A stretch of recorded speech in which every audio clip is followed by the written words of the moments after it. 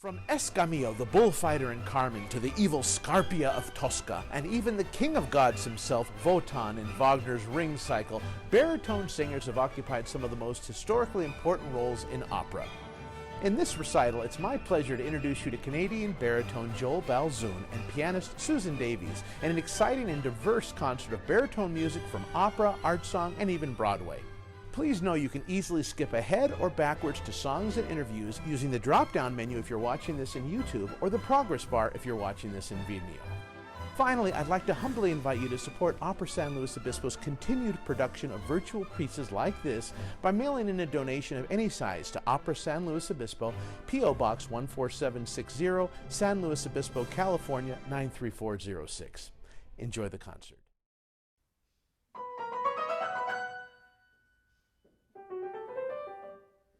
Si può,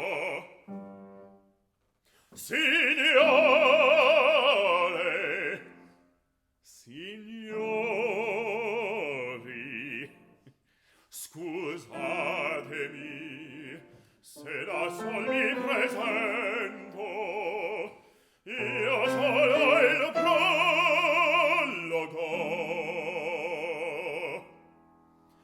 poiché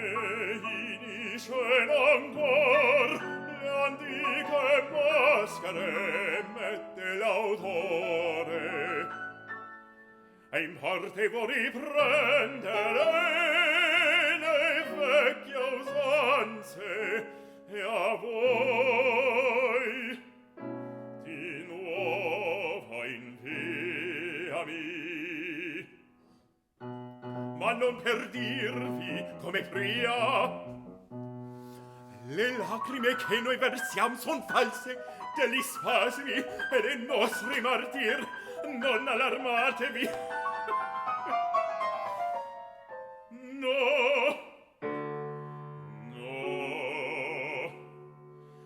L'autore ha cercato invece pingervi uno squarcio di vita. Egli ha per massima sol che l'artista sia un uomo e che per gli uomini scriverei deve e al vero ispiravasi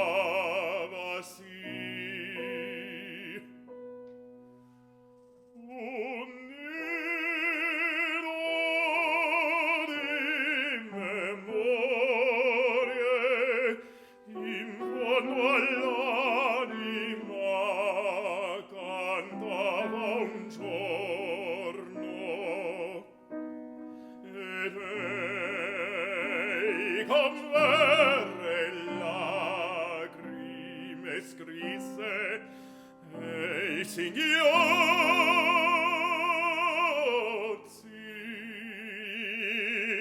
il tempo li battevano.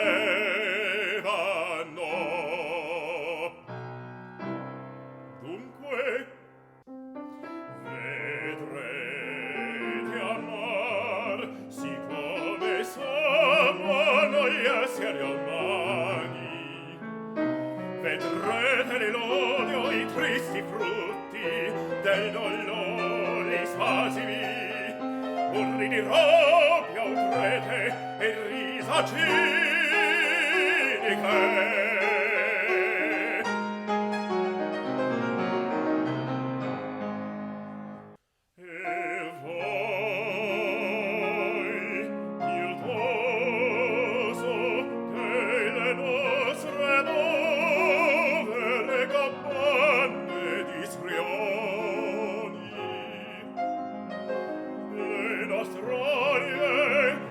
Considerate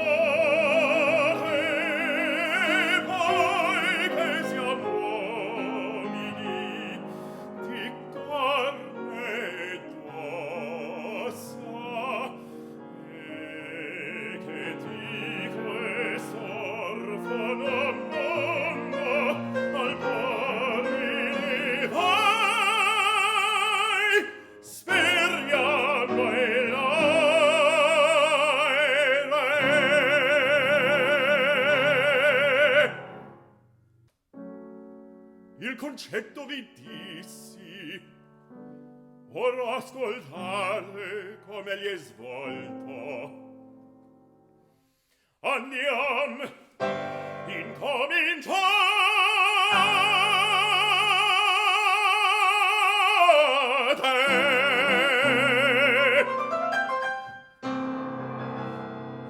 Joel, how do you prepare to work with an accompanist you've never worked with before? It's a lot of trust that they're going to come prepared, which luckily Susan was beautifully prepared and is such a wonderful pianist in person. When I sent the music to Susan, there were markings of my own in some of the songs about where to slow down, where to speed up, and stuff like that. Singers kind of are forced to work with pianists that they don't know all the time when they go to auditions for various opera companies or young artist programs or competitions. Most of the time, an accompanist will be provided. It's a lot of trust and then doing what you can to make sure that the accompanist will be successful.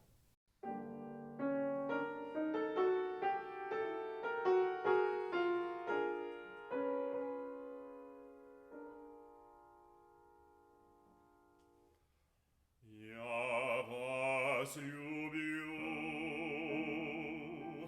lyublyu bezmierna, bez was nie myślю dnia прожить. Ja подвиг силы беспримерной, гордо свой час я вас вершит. Но знайте, сердце вашего свободу, не тем я не хочу сознать, кого скрывать я вам в угоду. И был ревнивый в чувство нет, но сё я вас готовя. Не только любящим супругам, слухай полезним иногда. Желал бы я быть вашим другом и утешителем всегда.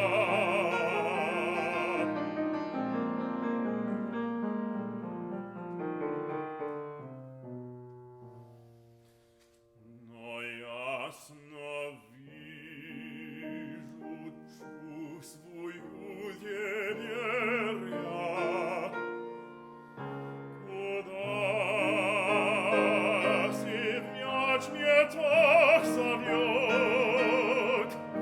как мало вас ко мне доверия, как чуд я вами далек.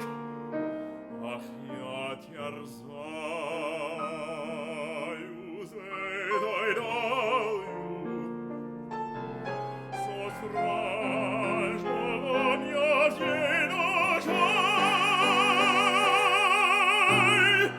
Ей только с вашей обетаю, и плачу вашею слезой.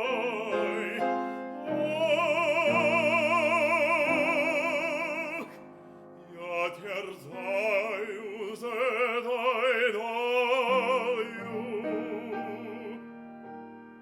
со страшного мятежной душой.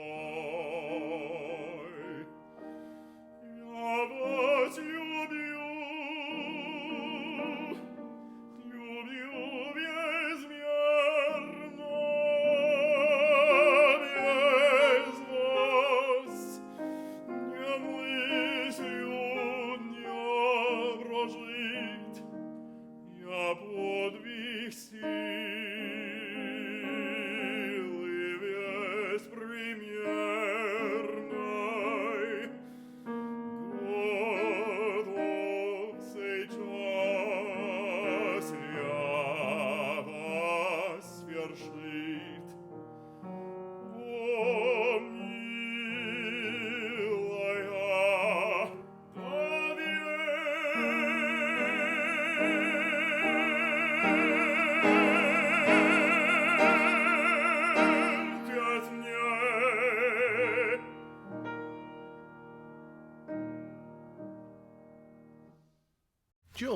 you know your work is ready to share with the public? I think that depends on whether you have a deadline coming up, whether it's a performance or an audition, because even though an audition is private per se, you're still presenting it to other people, you're presenting something to other people, or if you're just working on something with like your voice teacher, your voice coach. Those three different scenarios will dictate, I think, different criteria as to whether or not something is ready.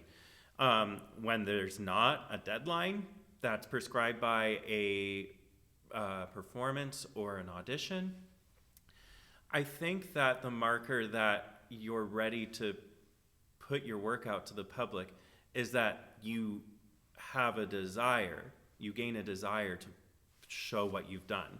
You know, you've been working on a certain aria or a certain song or whatever, and you're like, wow, I really want to share this with someone because I'm proud of what I've done. I'm proud of what I've done, and I think that I have something to show with this piece that I've been working on. I think that's one of the main indicators about like, okay, we're ready to go. Susan, tell us a little bit about your warm-up routine before a rehearsal or before a performance. Is it the same? What do you go through as a pianist? Well, if it's for a concert, I'm usually looking at spots in the pieces that I want to make sure I've got. So that oftentimes is a warm-up, just running those slowly, carefully, getting them in the right tempo and making sure that everything is as it should be. If I have a longer time to warm up, and it's not for a concert necessarily, but just for practicing, then I will pull out some scales and those sorts of things. But generally, I'm more just focused on the technique that happens within the repertoire that I'm working on.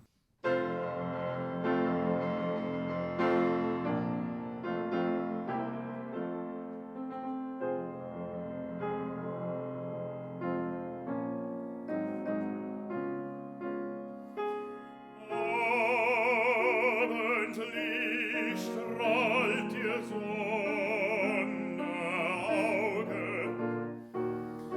im prächtiger Glut, prangt glänzend die Burg.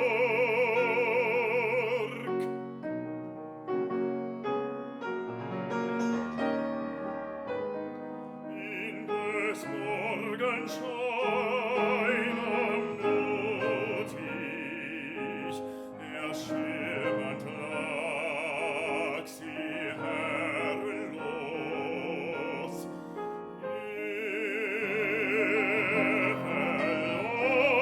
Verlockend von mir.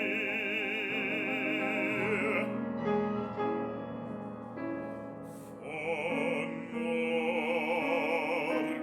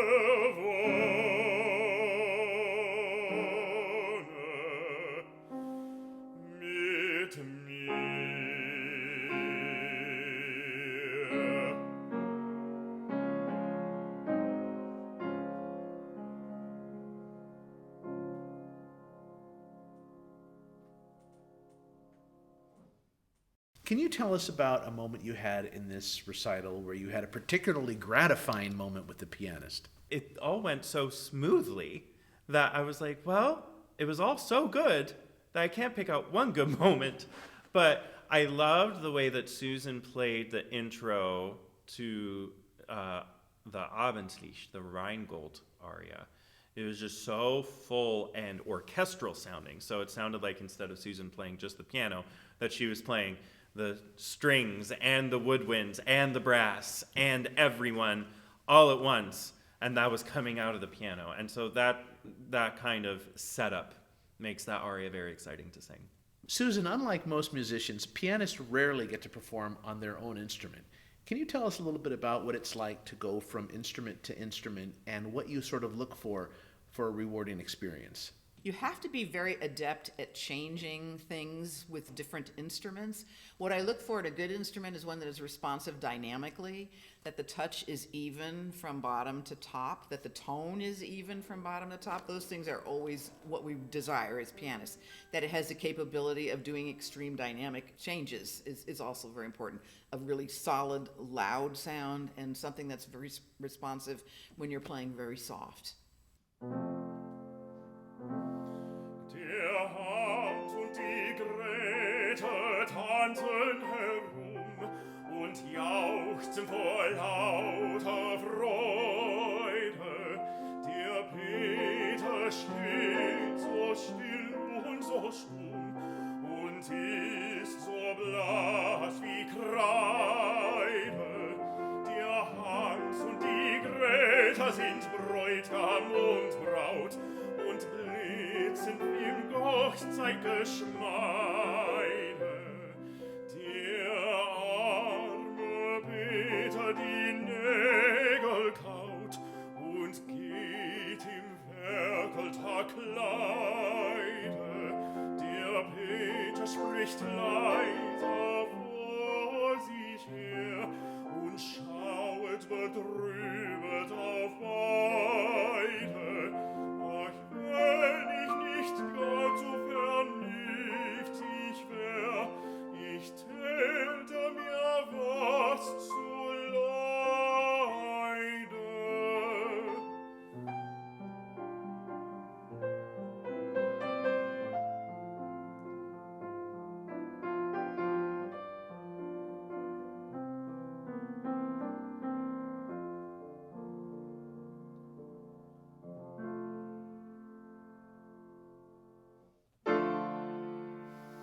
In meiner Brust, da sitzt ein Weg, das will die Brust ersprengen. Und wo ich steh und wo ich geh, will mich von innen drängen. Es treibt mir ja der Liebste näh, als könnt's die Grete heilen. Doch wenn ich der ins Auge seh, muss ich von hinnen eilen. Ich steig hinauf des Berges Höhe. Dort ist man doch alleine. Und wenn ich still dort oben steh, dann steh ich still und weine.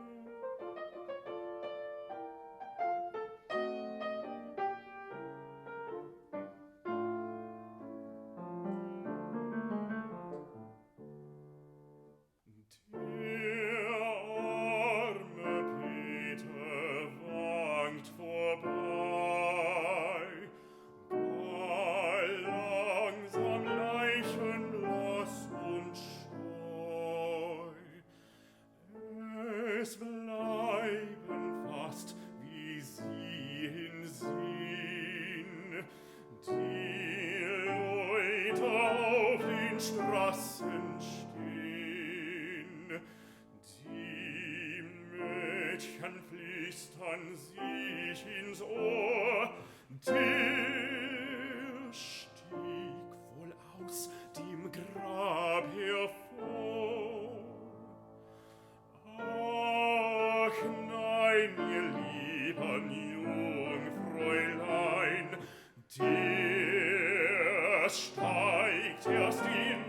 das Grab hinein. Hat verloren seinen Schatz, drum ist das Grab der beste Platz, wo am besten liegen mag und schlafen bis zum jüngsten Tag.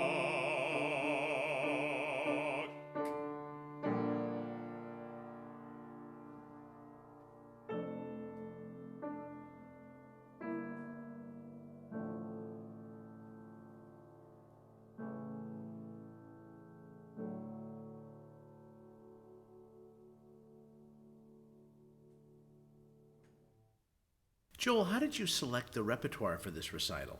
This recital in particular, because there was no real prescribed theme or occasion for this recital, I picked mostly repertoire that I had already sung before.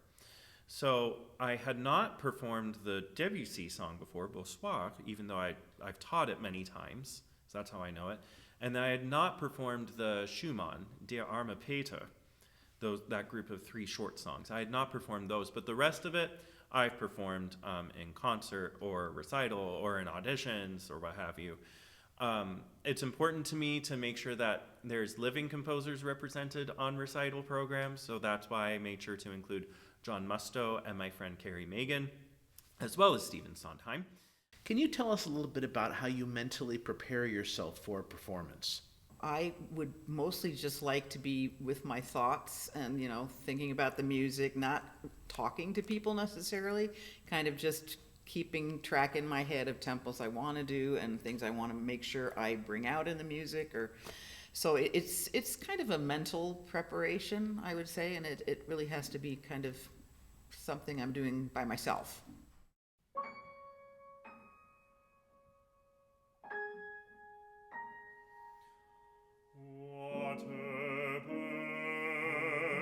What a bird, gently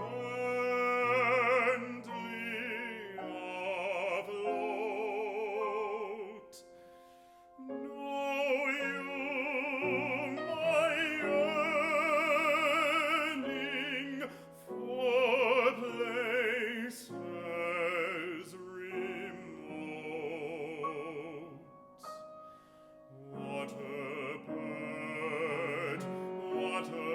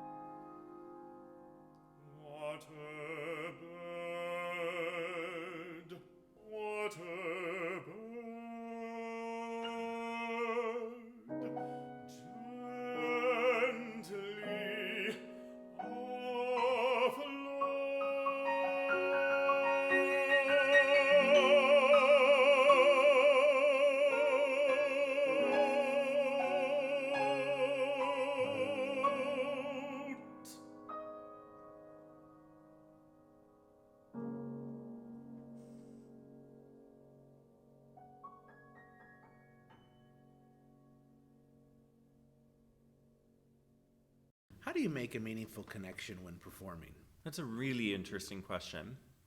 I think that you don't know whether or not you've made a meaningful connection until people tell you, wow, that really impacted me, or I felt the meaning behind your words or behind the music or something like that. It's hard to tell while you're in the performance. There's obviously things you can do to try and establish that connection, the biggest thing being eye contact with whomever you're singing to. Even if it's a large audience, you can make eye contact with individuals in an audience for, a second at a time. Sweet Suffolk owl, so trimly dight with feathers like a lady bright, thou singest alone, sitting by night.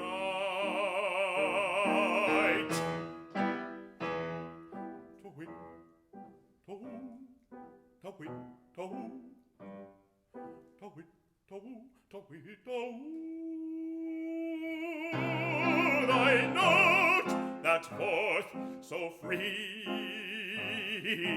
rolls, with shrill command the mouse controls, and singest a dirge, for dying souls.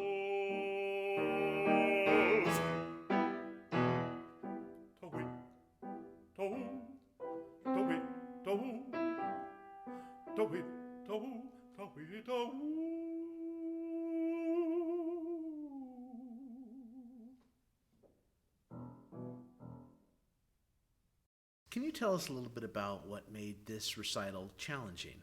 The biggest challenge of this recital was that it was recorded, and how that pressure is different and kind of lesser when we are auditioning or performing live. Because when you have a camera in front of you and a recorder, you're like, all right, we got to get it right. And so there's a lot of pressure to do everything accurately and make sure everything is right in its place. And sometimes we lose a little bit of artistry. And also, the added mental stress can actually tax your voice a little bit. It can add some tension into your body. So I think that was the hardest part of this recital, was the fact that I had to record 13 songs.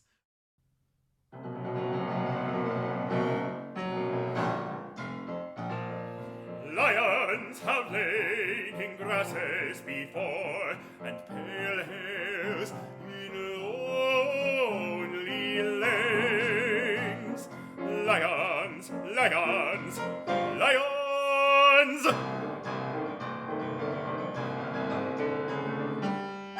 But the trees and the leaves and the leaves and the trees are choicer and much more fair. Abandon then lions, ignore pale hares. For with the trees and the leaves and the leaves and the trees, you found your choicest fair. By far choicest and fair.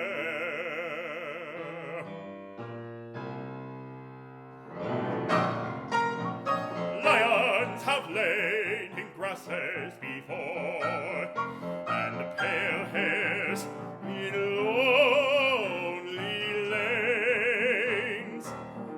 Lions, lions, lions, lions, lions,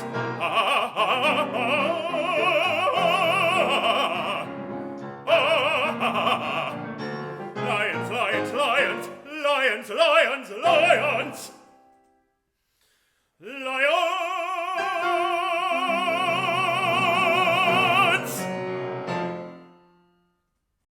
What was the most challenging piece of music in this recital? With the Wagner aria and the Leoncavallo aria, It's so tempting to make the voice bigger than it ought to be. And so it's hard to kind of pace yourself. And there's a lot of self-talk about don't give it all away. You still got more stuff to sing. And especially in the context of recording this recital, I had other stuff to sing before and after those pieces. So I couldn't just blow my voice out on one song. Otherwise, I wouldn't be able to record the other 12. Susan, tell us a little bit about what the most complicated song was in this program and why.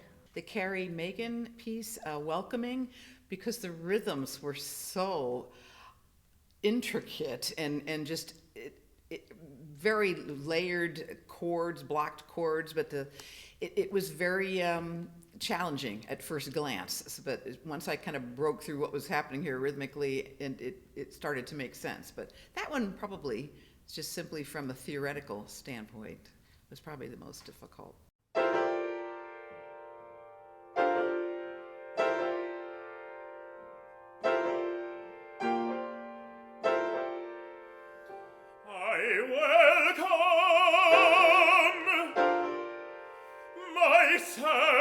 To this city,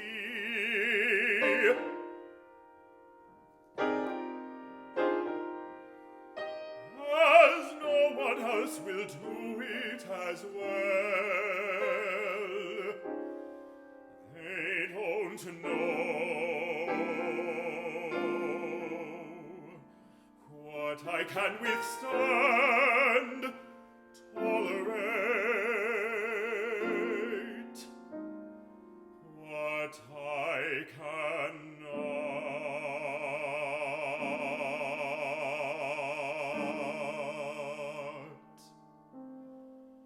I welcome myself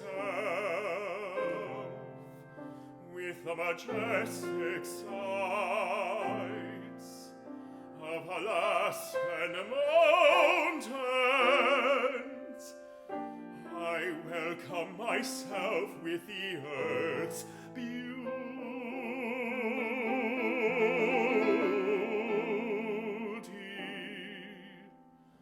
I welcome myself with hopes and desires.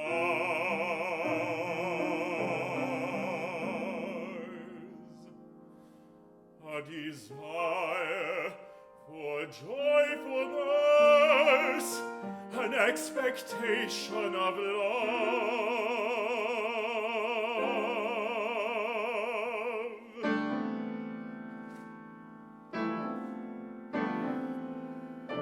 I welcome myself with these words to surround me.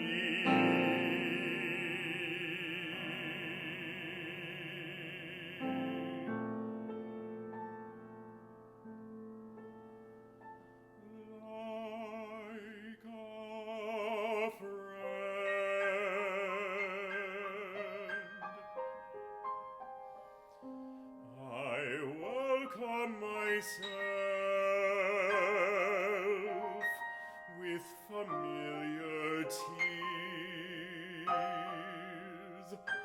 I welcome myself with loneliness.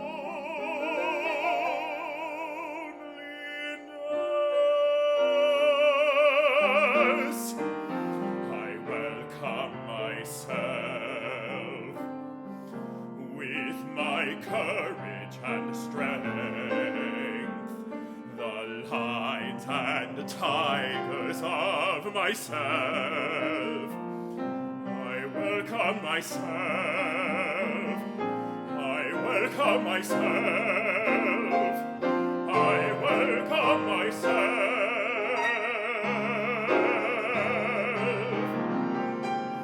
With my memory.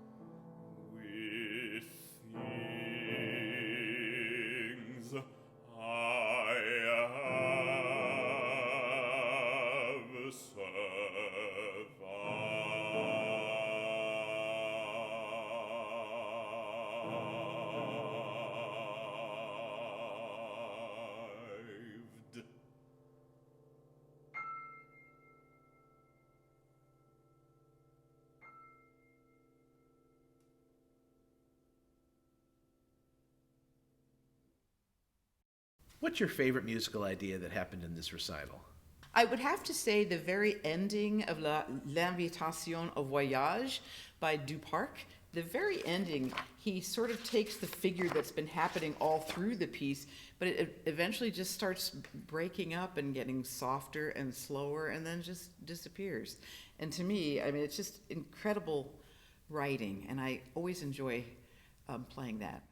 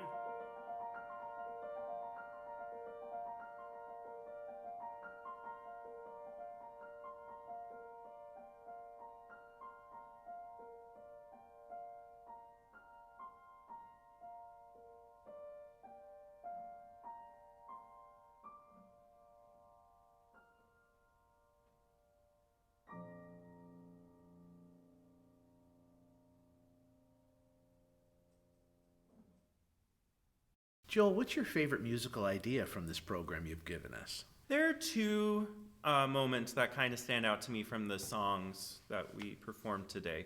One is certainly the language of Carrie's song, Welcoming.